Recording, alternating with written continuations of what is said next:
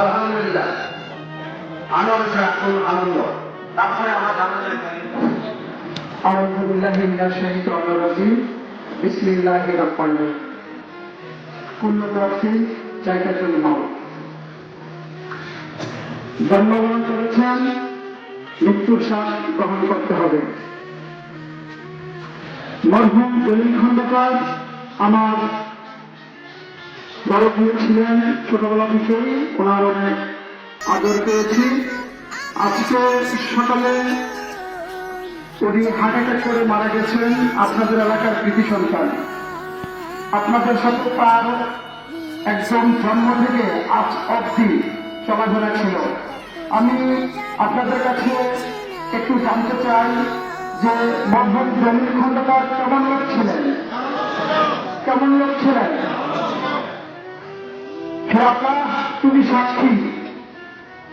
আজকের এই এখানে যারা আছেন, এখানে কোন এক মুমিন বান্দা রসুলা তুমি আমার খালুকে জান্নাতবাসী করো। এখানে যারা জানাজা দেওয়ার জন্য উপস্থিত হয়েছেন, এখানে তোমার মুমিন বান্দারা বলেছেন মরহুম জলিল খন্দকার ভালো ছিলেন, সেই উসিলায় তুমি আমার খালুকে জান্নাত দান করো। এর চেয়ে বেশি আর চাওয়ার কিছু থাকে না। আমার খালু জলিল খন্দকার বাংলাদেশ জাতীয়তাবাদী দলের সাথে সম্পৃক্ত ছিলেন। উনি একজন কর্মী ছিলেন। উনি ডক্টর খন্দকার মশিউর হোসেন স্যার এবং ডক্টর খন্দকার মানুষের ভাইয়ে একজন জাতীয়তাবাদী দলের কর্মী ছিলেন। স্যার মারুফ ভাই ওনার জন্য দোয়া করছেন, আপনারাও দোয়া করবেন। এখানে অনেকে আছেন, অনেক সময় হয়ে গেছে, তাই আমরা দেরি করব না। আজকে আমার খালু যে পরিবার রেখে গেছেন, সেই পরিবারের সন্তানরা যেন তার এই সুখ যেন গ্রহণ করতে পারেন, সুখ যেন কাটিয়ে উঠতে পারেন, তার জন্য দোয়া করবেন। ধন্যবাদ সবাই। এখন একদিন কথা বলবে ওনার দ্বিতীয় ছেলে মোশারফ। বিসমিল্লাহির রহমানির রহিম।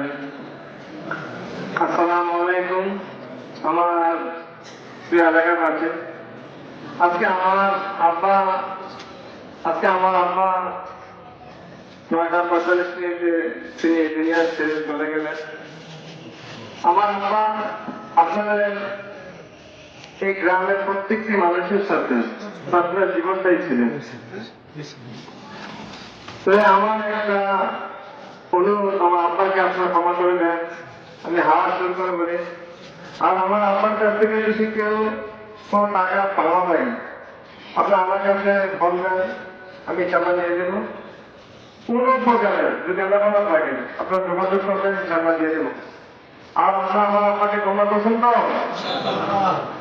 আমার আব্বাকে আপনারা হাত দুটো করে ক্ষমা করে দেন। আমার আব্বা আর আমাদেরকে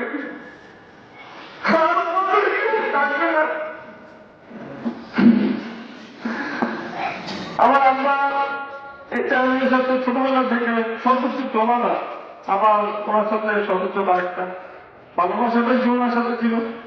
এখন আমার আব্বাকে আপনি মাফ করে দেন। যাক, এবার আমি আমার বক্তব্য শেষ করলাম। আর আমার আব্বা জানাজা করার কথা বলল কাকা বলবেন।